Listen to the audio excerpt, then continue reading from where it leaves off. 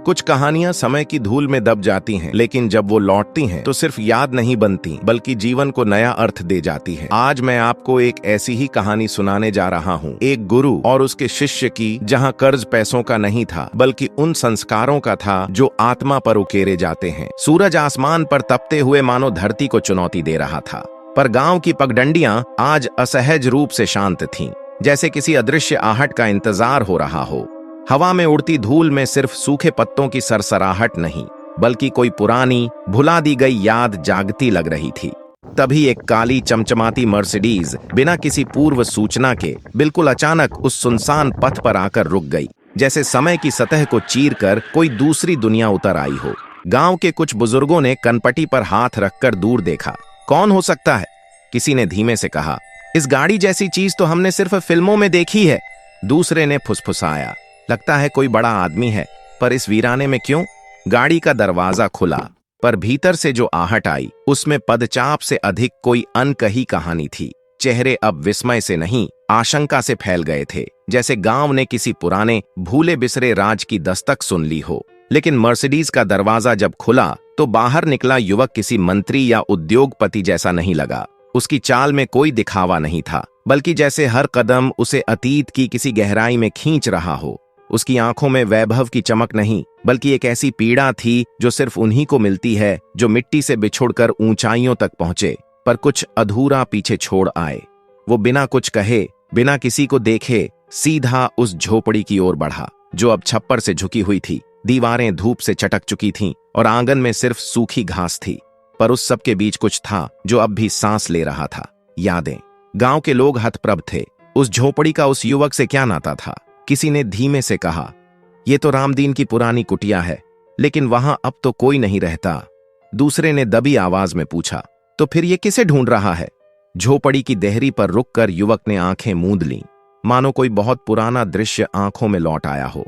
हवा एक पल को थम गई और गांव एक बार फिर किसी भूले हुए राज के दस्तावेज की तरह सांस लेने लगा।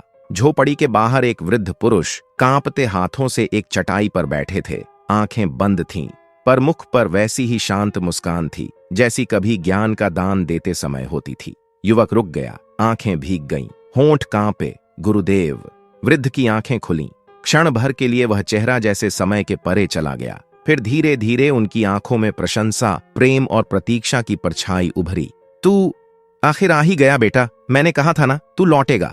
वह युवक विजय था, वही बालक जो कभी नंगे पांव, फटी कमीज और धूल भरे बालों में इस झोपड़ी तक आता था, जिसकी आंखों में सपने नहीं, एक तड़पती प्यास होती थी, ज्ञान की, बदलाव की और अपने आप को गढ़ने की। गुरु हरिनाथ उस समय भी धनी नहीं थे, लेकिन वे उस दौर के सबसे समृद्ध व्यक्ति थे। ज्ञान, करुणा और निस्वार्थ सेवा से भरे हुए वे विजय को पढ़ाते रहे, अपने हिस्से की रोटी उसे दे दी, अपनी चादर की गर्मी उसे सौंप दी, और जब जेब खाली हुई तो भी प्रेरणा के शब्दों से विजय का मन भर दिया। वर्ष बीते, विजय शहर गया, पढ़ा, बढ़ा और एक दिन करोड़पति बन गया। मगर बीच की राह में उसकी स्मृतियों के पन्ने धुंधले हो गए।